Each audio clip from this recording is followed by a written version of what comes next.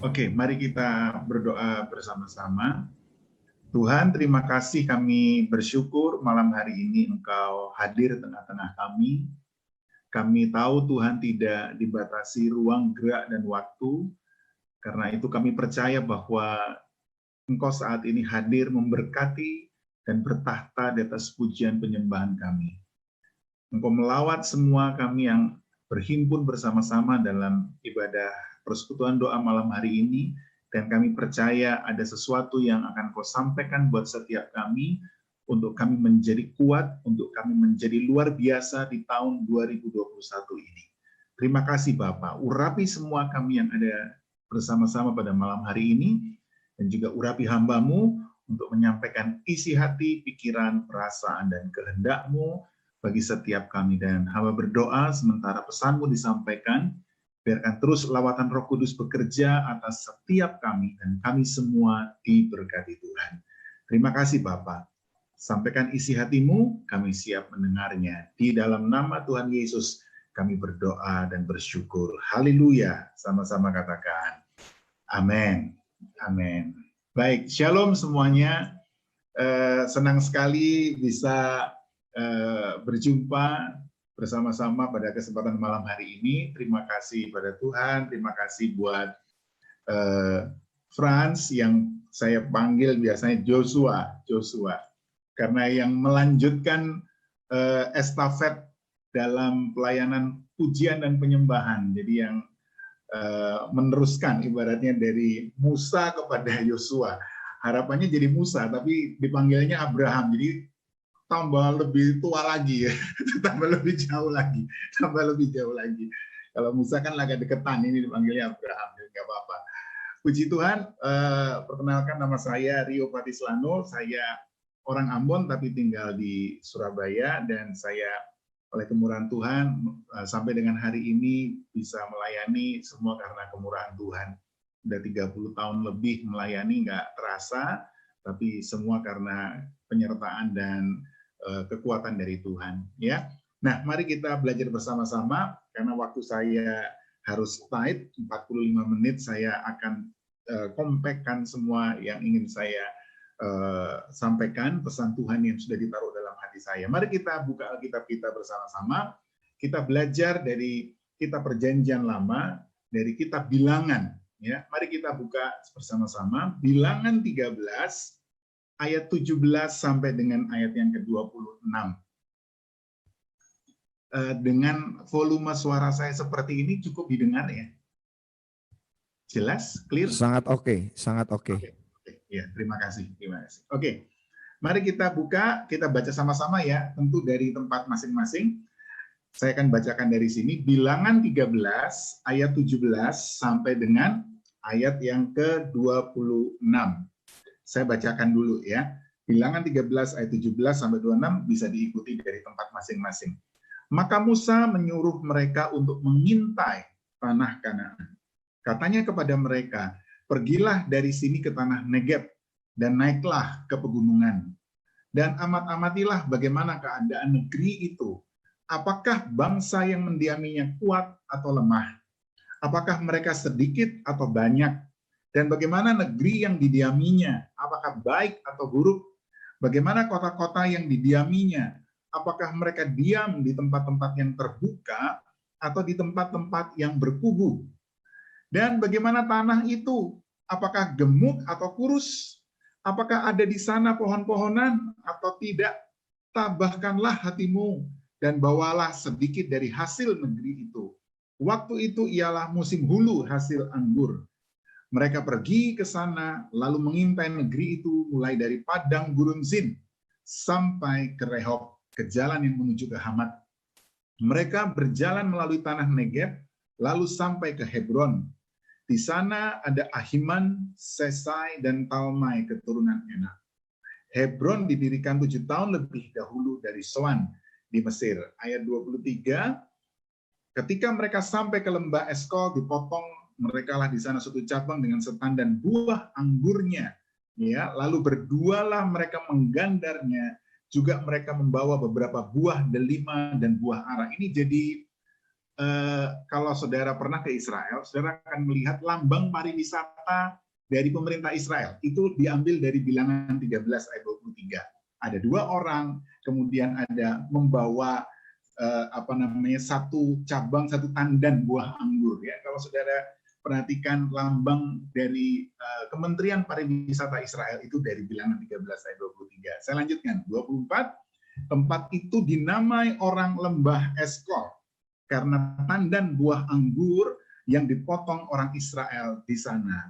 Sesudah lewat 40 hari pulanglah mereka dari pengintaian negeri itu dan langsung datang kepada Musa, Harun, dan segenap umat Israel di Kadesh di padang gurun Paran. Mereka membawa pulang kabar kepada keduanya dan kepada segenap umat itu dan memperlihatkan kepada sekaliannya hasil negeri itu.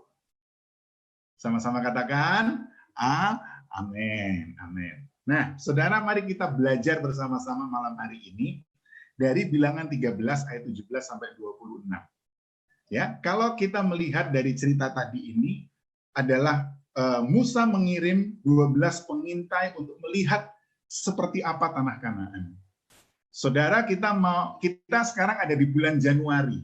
Ya, kita ada di bulan Januari di tahun yang baru. Ya, by the way, selamat tahun baru, masih bulan Januari, jadi saya masih boleh dong ngomong selamat tahun baru ya. Nah, kita ada di bulan Januari. Dan kita masih ada 11 bulan di depan kita. 11 bulan 3 hari ada di depan kita. Seperti bangsa Israel mengintai, 12 pengintai mengintai tanah Kanaan. Mari di bulan Januari kita juga sama melihat seperti apa tahun 2021 yang ada di depan kita. Yang masih ada 11 bulan di depan kita. Nah, mari kita bisa melihat dengan cara yang benar. Mari kita bisa melihat dari sudut pandangnya Tuhan, ya, bukan sudut pandangnya kita. Nah, kita akan belajar bersama-sama malam hari ini. Kalau saudara senang dengan tema khotbah, nah, pesan Tuhan malam hari ini saya beri judul begini: jadilah pemenang bukan pecundang. Ya, jadilah pemenang bukan pecundang. Ayo ngomong sama-sama ya, di tempat masing-masing, sama-sama 2, 3. Jadilah pemenang bukan pecundang. Bilang, aku pemenang, bukan pecundang. 2, 3, aku pemenang, bukan pecundang. Nah, ayo, kita belajar bersama-sama bahwa kita buktikan bahwa kita bisa. Di tahun 2021 kita bisa jadi pemenang. Di tahun 2021 mungkin banyak orang jatuh, mungkin banyak orang jadi pecundang, kita jadi pemenang, bahkan lebih daripada pemenang. Yang percaya, setuju, katakan amin. Ya, nah, saudara, kalau kita melihat latar belakang daripada kisah 12 pengintai ini, itu adalah dimulai ketika bangsa Israel dalam tuntunan Tuhan melalui Musa dibawa keluar dari Mesir. Oke, ini latar belakangnya dulu. Tapi saya nggak bisa jelaskan panjang lebar, cukup catat saja dalam Keluaran 3 ayat 1 sampai dengan 10. Itu dasarnya. Ya, Keluaran 3 ayat 1 sampai 10. Itu adalah awal mula ketika bangsa Israel keluar dari Mesir menuju ke tanah Kanaan. Dipimpin oleh Musa 40 tahun. Ya, nah, ketika mereka sudah dalam perjalanan begitu lama, selama 40 tahun, dan kemudian akhirnya mereka ada di tahap terakhir, yaitu mereka akan masuk ke tanah Kanaan. Dan kemudian oleh Musa diambillah satu orang dari satu suku. Ada 12 suku Israel. Nah, kemudian mulailah ya dipilih satu orang dari satu suku, jadi ada 12 suku, akhirnya 12 orang. Nah, 12 orang ini pergi masuk ke tanah Kanaan. Saudara, ketika 12 orang ini masuk ke tanah Kanaan, 12-12-nya belum pernah ke sana. 12-12-nya nggak punya ide seperti apa tanah Kanaan. 12-12-nya nggak pernah punya pengalaman untuk ada di sana. Ya, nah, tetapi yang kita lihat adalah nanti di akhir di ayat-ayat selanjutnya kita akan bisa lihat selama mereka ada di tanah Kanaan, mereka berdua belas jalani bersama-sama, mereka berdua belas makan minum sama-sama, mereka berdua belas jalan bersama-sama, mereka berdua belas di tanah Kanaan kena matahari yang sama, mereka berdua belas kena bulan, sinar bulan yang sama, mereka berdua belas ada di tanah Kanaan, harinya juga sama, tetapi ketika mereka kembali, yang disampaikan berbeda. Yang dua orang, mereka menyampaikan dengan sikap sebagai seorang pemenang. Yang 10 orang menyampaikan dengan sikap seorang pecundang. Apa akhirnya? Yang 2 orang tetap hidup, tetap selamat, yaitu Yosua dan Kaleb. Ya, ini juga ada Yosua ya, yang lagi ini Yosua Frans. Ya, Yosua dan Kaleb. Nah, ini jadi pemenang, hidup, dan kisahnya masih ditulis. Bagaimana dengan yang 10 orang? Yang 10 orang binasa. Nanti saudara akan baca, 10 orang itu mati kena tulah. Ayo kita baca yuk, 36 sampai 38. Bilangan 14. Bilangan 14. Bilangan 14 ayat 36 sampai 38. Ya, saya bacakan lagi Bilangan 14 ayat 36 sampai 38. Adapun orang-orang yang telah disuruh Musa untuk mengintai negeri itu yang sudah pulang dan menyebabkan segenap umat itu bersungut-sungut kepada Musa dengan menyampaikan kabar busuk tentang negeri itu, perhatikan ayat 37. Orang-orang itu mati kena tulah di hadapan Tuhan. Ayat 38. Tetapi yang tinggal hidup dari orang-orang yang telah pergi mengintai negeri itu hanyalah Yosua bin Nun dan Kaleb bin Yefune. Jadi hati-hati ya dengan sikap hati kita, dengan pikiran kita, perbuatan kita, semuanya. Di tahun 2021 ini kita benar-benar harus berbeda. Harus seperti apa yang Tuhan mau, bukan seperti yang kita mau. Setuju, katakan amin. Sehingga benar-benar kita jadi pemenang. Ya, tentu ada proses. Ketika memasuki tahun 2020, bulan September Tuhan memberikan pesan, Roh Kudus memberikan tuntunan ketika saya di Balikpapan. Itu bulan September ya, 2019 untuk 2020. Ketika itu disampaikan bahwa jelas Roh Kudus memberikan tuntunan. Sampaikan kepada umatku tahun 2020 untuk ingat membalas kebaikan Tuhan. Saudara, saya ketika mendapatkan itu, saya berpikir begini, wah, membalas kebaikan Tuhan masih harus diingatkan ya. Oh, berarti masih banyak yang belum ingat untuk membalas kebaikan Tuhan. Padahal kan yang mudah sekali kita sakit disembuhkan, terima kasih Tuhan, itu mudah sekali. Kemudian kita mengalami masalah, kemudian kita dapat jalan keluar, kita terima kasih Tuhan, itu mudah sekali. Tetapi ketika masuk bulan Desember, saudara, ketika saya mengikuti doa pengerja di Sentul, Desember awal 2019, mau masuk 2020, kemudian dapat lagi satu peneguhan, bahwa 2020 itu berbicara tentang dimensi yang baru. Jadi akhirnya pesan tuntunan daripada Roh Kudus untuk 2020 itu berbicara tentang begini. Membalas kebaikan Tuhan dalam dimensi yang baru. Itu PR yang luar biasa. Membalas kebaikan Tuhan dalam dimensi yang baru. Saya berpikir Tuhan membalas kebaikan Tuhan dalam dimensi yang baru itu seperti apa? Ya sudah, karena saya mendapatkan dari Roh Kudus, ya sudah saya sampaikan saja. Januari saya masih belum, tetap saya sampaikan, tapi saya masih belum begitu ngeh, ini maunya kemana. Februari 2020, saya tetap sampaikan, tapi masih belum ngeh ini mau kemana. Tapi saya tetap sampaikan, Maret juga saya sampaikan. Dimanapun saya menyampaikan firman Tuhan, saya sampaikan.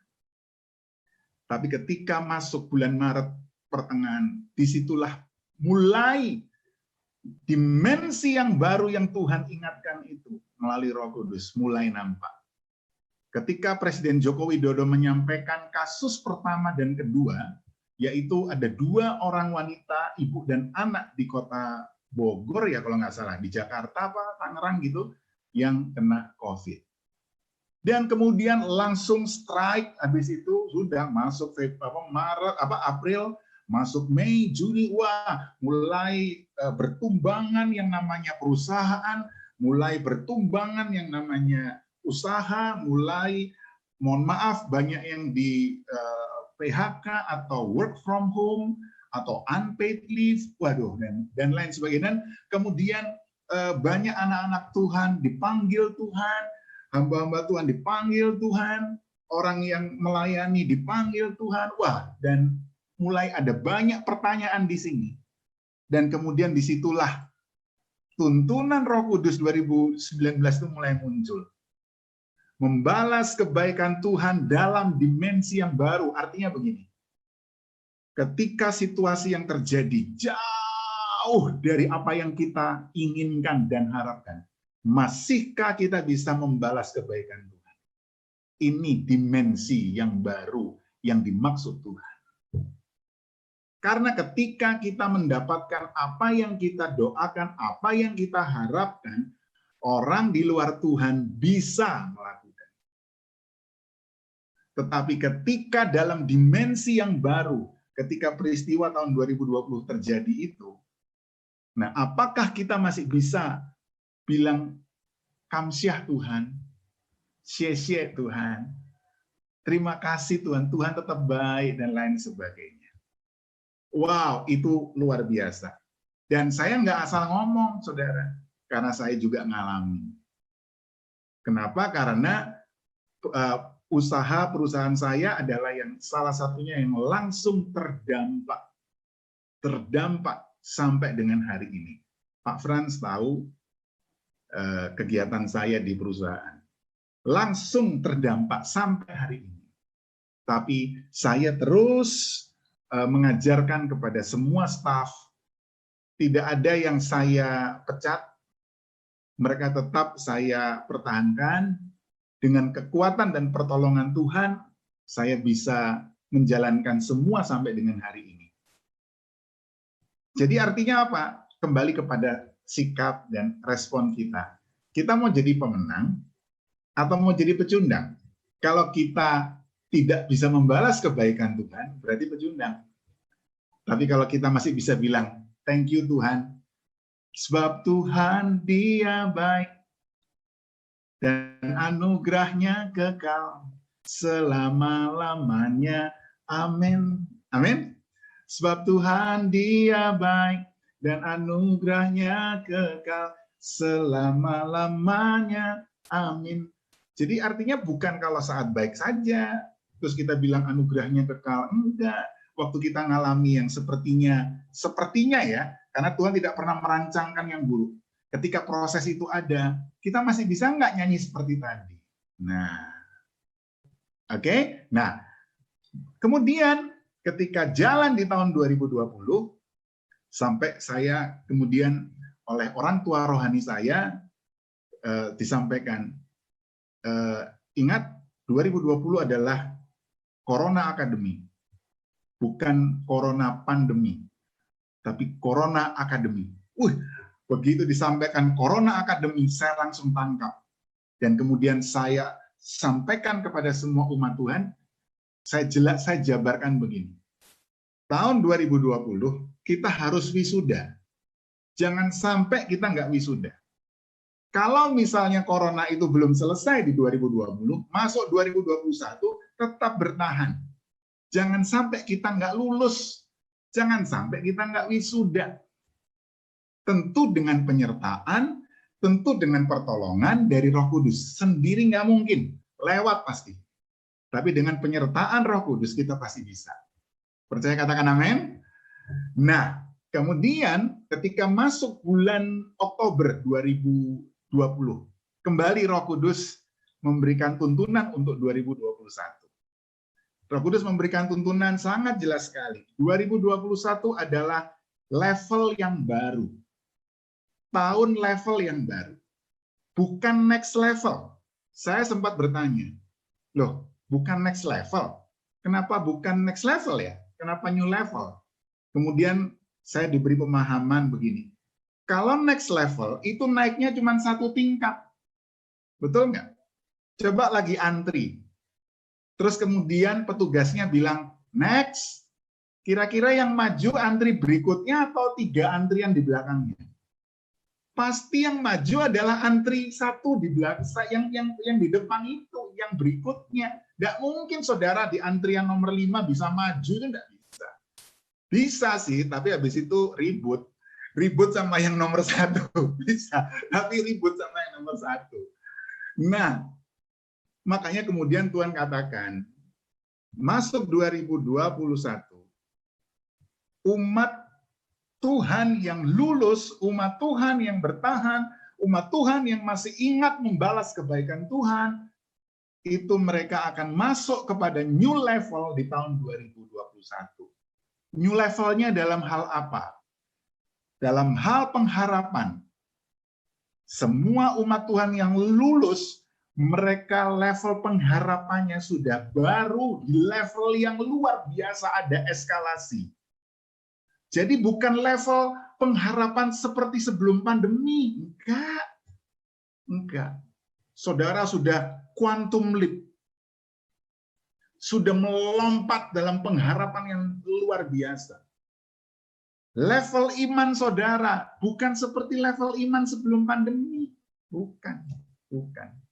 Level iman saudara jauh, sudah jauh. Kemudian level pengenalan saudara akan cara Tuhan bekerja. Level pemahaman akan kedaulatan Tuhan.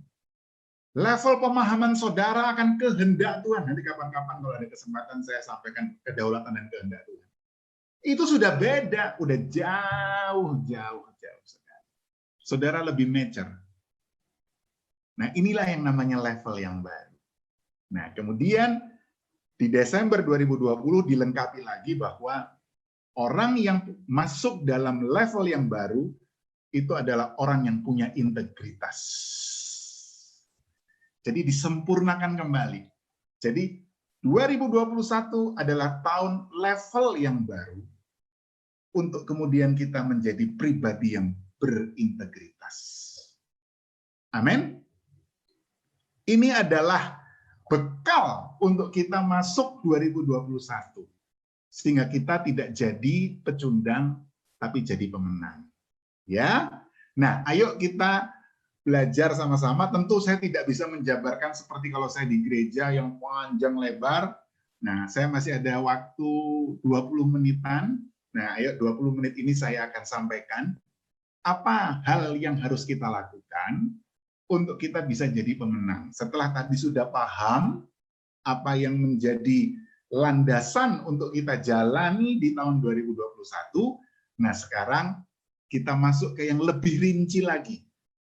Bagaimana tahapannya? Bagaimana stepnya untuk kita bisa melakukan dengan hasil nanti jadi pemenang, bukan pecundang. Ayo kita belajar sama-sama dari kisah bilangan ini.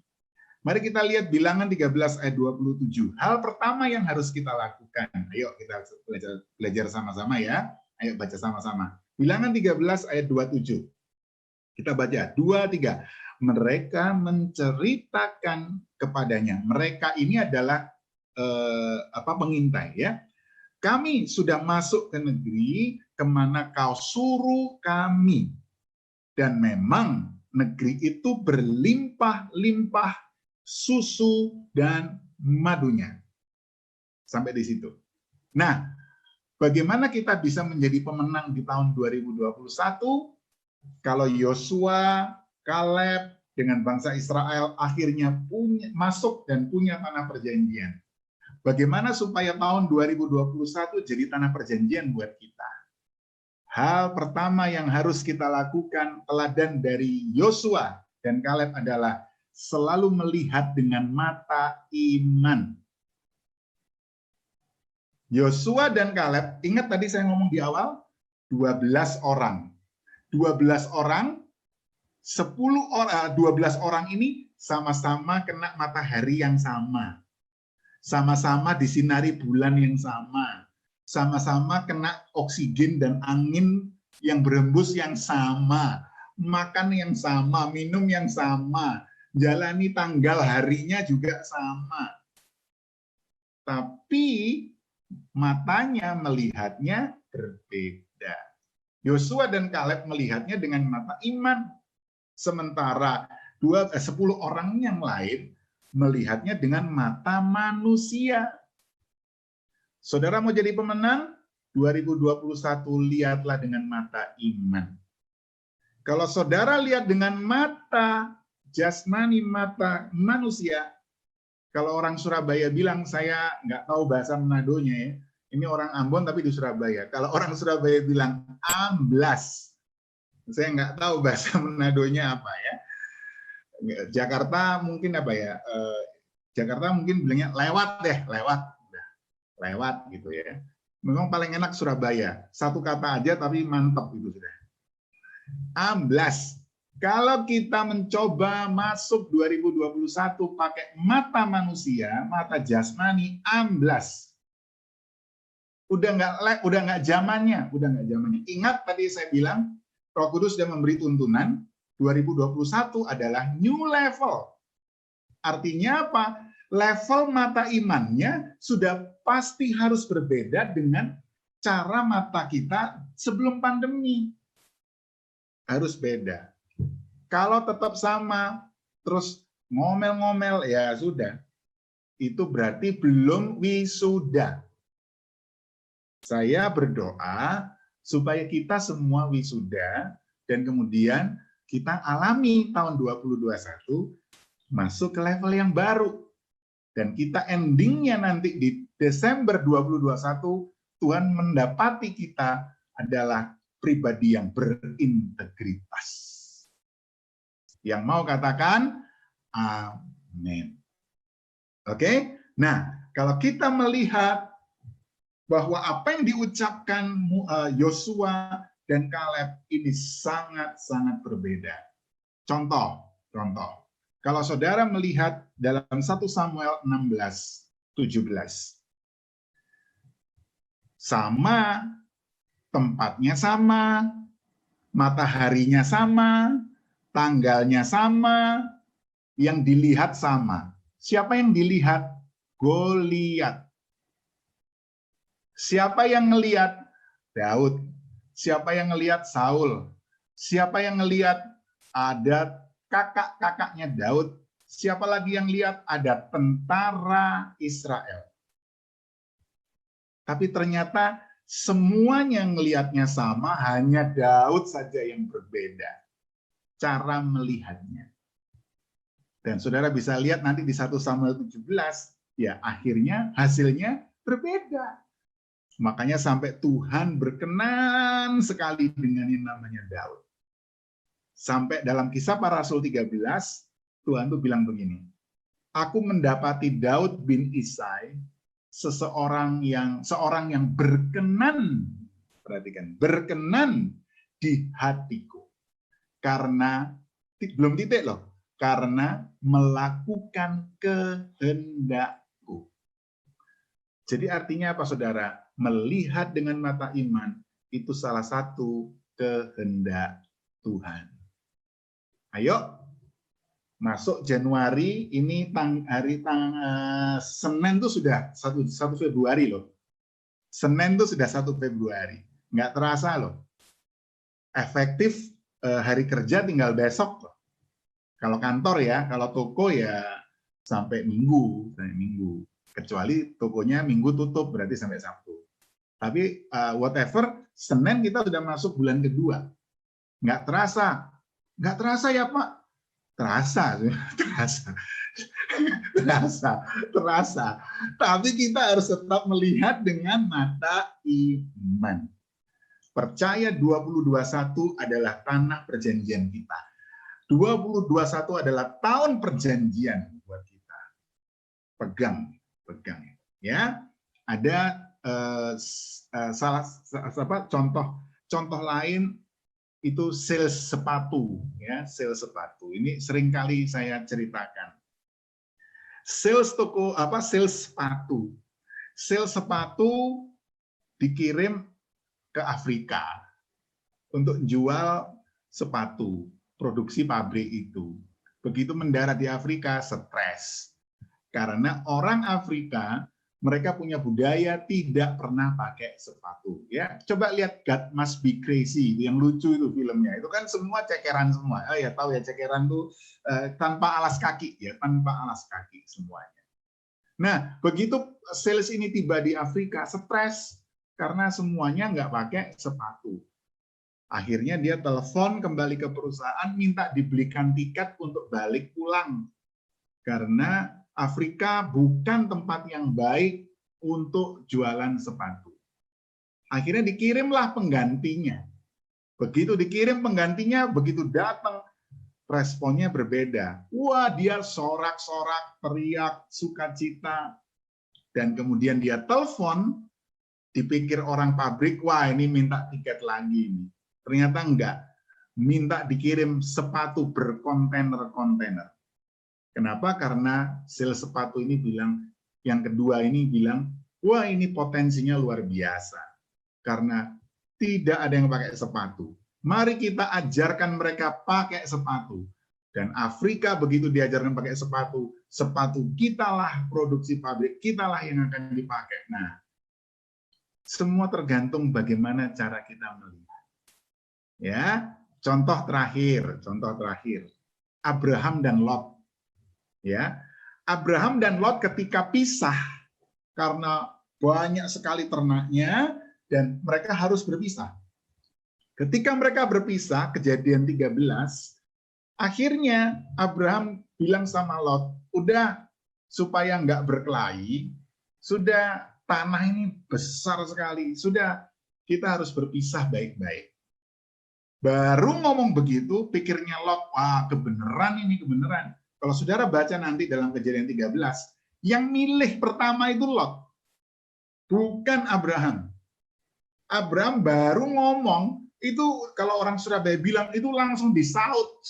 Wah ini kebenaran nih, peluang untuk lepas dari mertua. Bukan dari mertua, bukan mertua, lepas dari paman. Kan?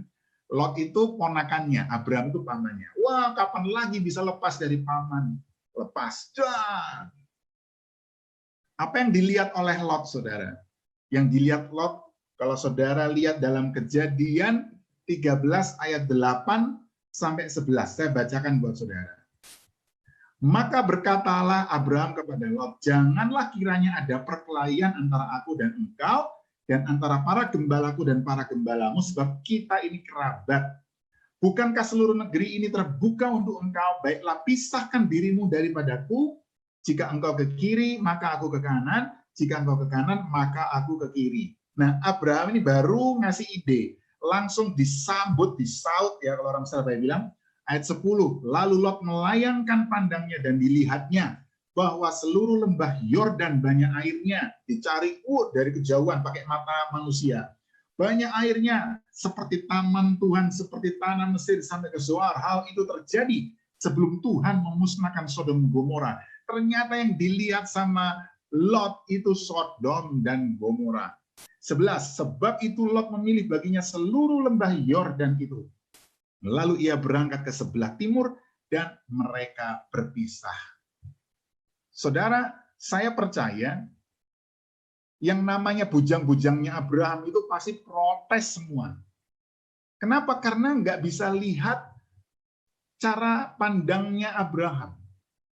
Abraham melihat dengan mata iman, Lot melihat dengan mata jasmani. Bujang-bujang ini kedewasaan rohaninya tidak sama dengan Abraham.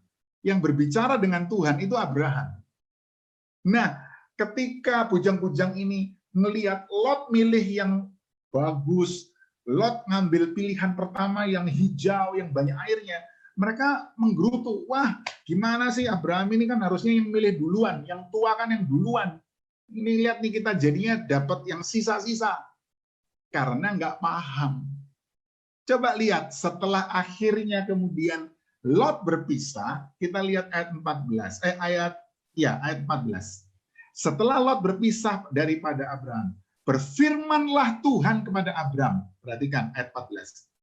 Pandanglah sekelilingmu dan lihatlah dari tempat engkau berdiri itu. Bayangkan, ke timur, ke barat, ke utara, ke selatan. Semuanya, seluruh mata angin loh. Ayat 15. Sebab seluruh negeri yang kau lihat itu akan kuberikan kepadamu dan kepada keturunanmu untuk selama-lamanya. Lot ngelihat, wah kelihatannya bagus pakai mata manusia. Endingnya Sodom Gomora, amblas. Abraham, dia tetap pada perjanjiannya. Dia tetap pada apa yang sudah Tuhan berikan ketetapan dalam hidupnya. Baca Kejadian 12. Itu ketetapan Tuhan buat Abraham. Dia pegang itu, dia nggak peduli dengan apa yang terjadi dari manusia apalah, enggak, dia percaya perjanjian ketetapan Tuhan dengan dia itu akan tetap berlaku. Tuhan setia terhadap perjanjiannya. Dan endingnya Abraham dengan keturunannya dapat Kanaan. Sementara Lot dapat Sodom Gomora. Dan parah semuanya, istrinya jadi tiang garam, wah sudah keturunannya jadi, waduh nggak karuan deh, nggak karuan. Tapi kita lihat dari Abraham, Ishak, Yakub, Israel, dan kemudian saudara dan saya yang dicangkokkan dengan Israel, dengan tunas, ya, karena Yesus Kristus Tuhan dan lain sebagainya. Wah, sampai hari ini diberitakan. Ingat, melihat dengan mata iman. Ya, sebenarnya ada 4, tapi saya sampaikan 2 saja ya, sampaikan 2 saja karena waktu. Gimana Pak Frans? 2 saja? Oke. Ya, oke. Ya. Jadi ada 4, yang 2 nanti saya sebutkan saja ya, tapi penjabarannya kapan-kapan saja. Oke, yang kedua, apa yang harus dilakukan untuk kita bisa jadi pemenang di tahun 2021? Yang pertama tadi, melihat dengan mata iman di tahun 2021. Nah, yang kedua, mari kita lihat yang kedua, ayat 30. Bilangan 13 ayat 30. Bilangan 13 ayat 30 dikatakan begini. Kemudian Kaleb mencoba menenteramkan hati bangsa itu di hadapan Musa. Katanya, tidak, kita akan maju dan menduduki negeri itu, sebab kita pasti akan mengalahkannya. Oke? Hal yang kedua, yang pertama tadi untuk kita jadi pemenang di tahun 2021 adalah melihat dengan mata iman. Yang kedua adalah mengucapkan perkataan iman. Ya, ingat-ingat. Melihat dengan mata iman. Yang kedua, mengucapkan perkataan iman.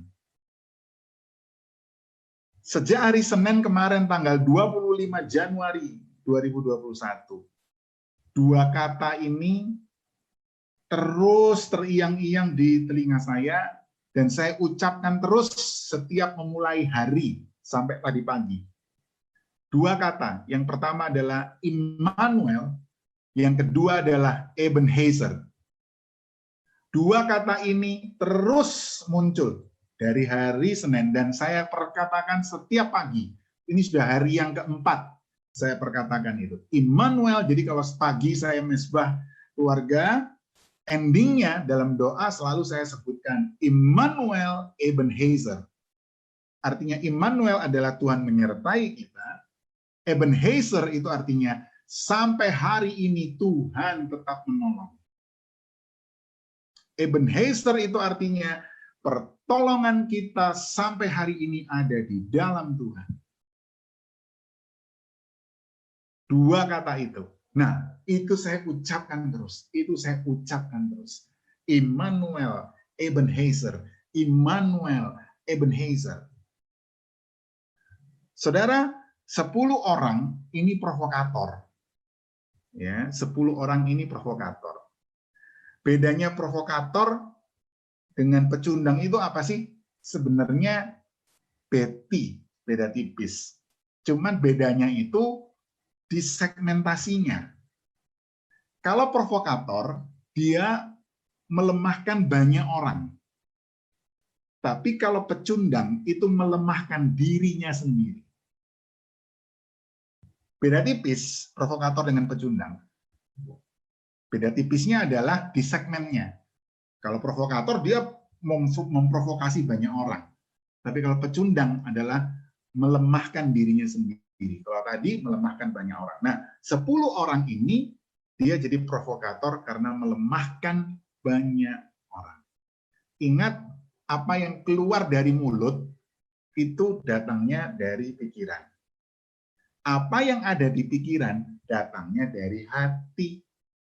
Makanya Amsal 4 ayat 23 itu bilang, jagalah hatimu dengan segala kewaspadaan, karena dari situlah terpancar kehidupan. Jadi waktu kita jaga hati kita, otomatis kita jaga pikiran kita. Waktu kita jaga hati kita jaga pikiran kita, otomatis perkataan mulut kita juga pasti terjaga. Kalau hatinya sudah bagus, pikirannya bagus, yang dikeluarkan juga bagus. Perkatakan firman Tuhan sepanjang tahun ini. Kalau sakit, perkatakan dengan iman, aku sudah sembuh. Kalau alami persoalan, aku dapat jalan keluar, aku diberkati. Perkatakan dengan perkataan iman. Kalau ada masalah ekonomi, dipulihkan. Percaya, pasti dipulihkan Tuhan. Kalau punya hutang, bayar. Jangan sampai nggak bayar, jangan punya hutang, lunas dalam nama Yesus. Loh, ya. Piye caranya bayar? Bayar. Tuhan memberikan tuntunan untuk kita tahu caranya membayar. Tuhan memberikan kita hikmat untuk kita tahu caranya menghasilkan uang, kemudian dibayar. Jadi tetap ada pertolongan Tuhan. Paulus bilang begini, 2 Korintus 4 ayat 13. Karena percaya, aku berkata-kata.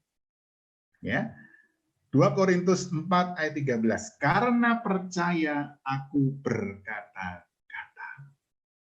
Saya akan tutup dengan sebuah cerita. Ada orang Jepang namanya Masaru Emoto.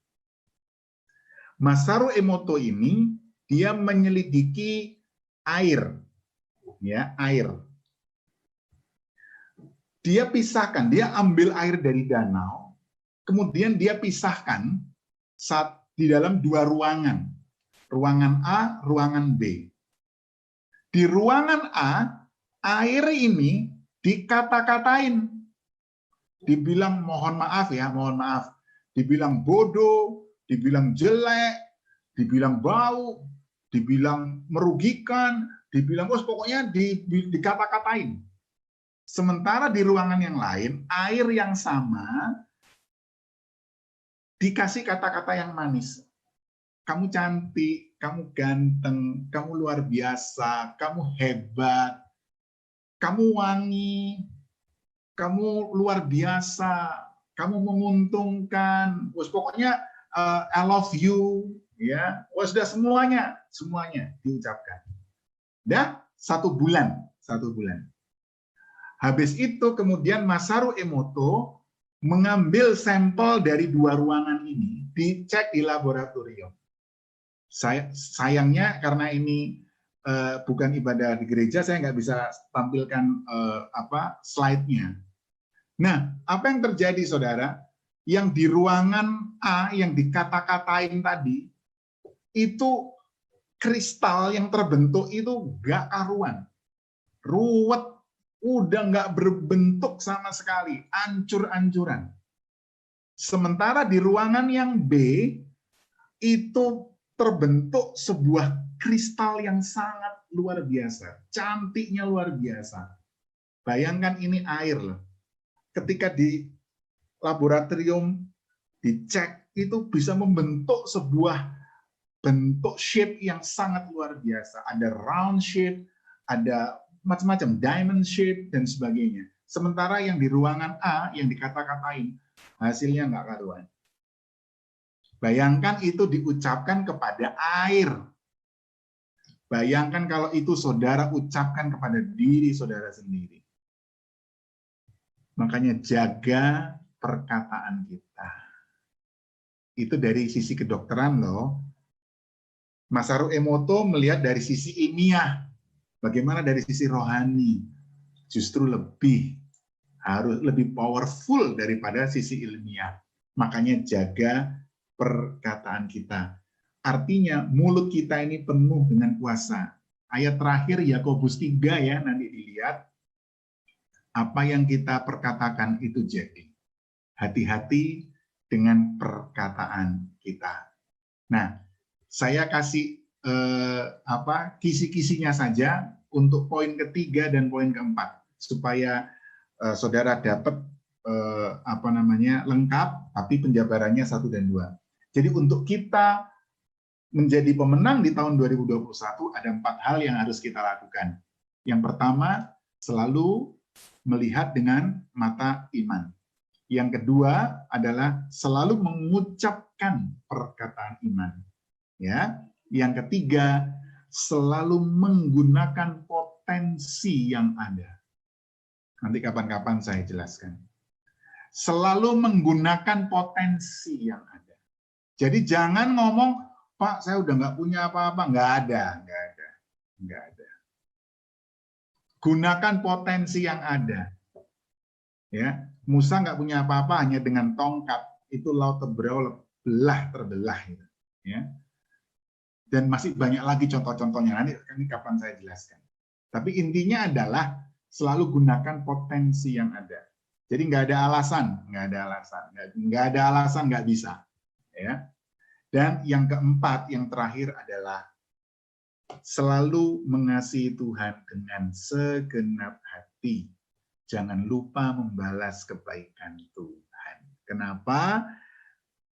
Selalu mengasihi Tuhan dengan sepenuh hati, karena waktu kita mengasihi Tuhan dengan sepenuh hati, waktu proses itu terjadi, kita nggak mungkin punya hati untuk menyakiti orang yang kita kasih. Pribadi yang kita kasih adalah Tuhan. Kalau kita mengasihi Tuhan dengan sepenuh hati, tidak mungkin saudara punya hati untuk menyakiti orang yang saudara kasih. Ya, nanti 2, 3, dan 4 itu nanti penjelasannya next time. Jadi ingat, akhirnya mereka bisa sampai ke tanah perjanjian dan mereka menikmati susu dan madu di sana. Selamat menikmati tahun perjanjian dan nikmatilah susu dan madu di tahun 2021. Lakukan 4 hal ini. Kita pasti sukses bersama Tuhan. Tuhan Yesus memberkati.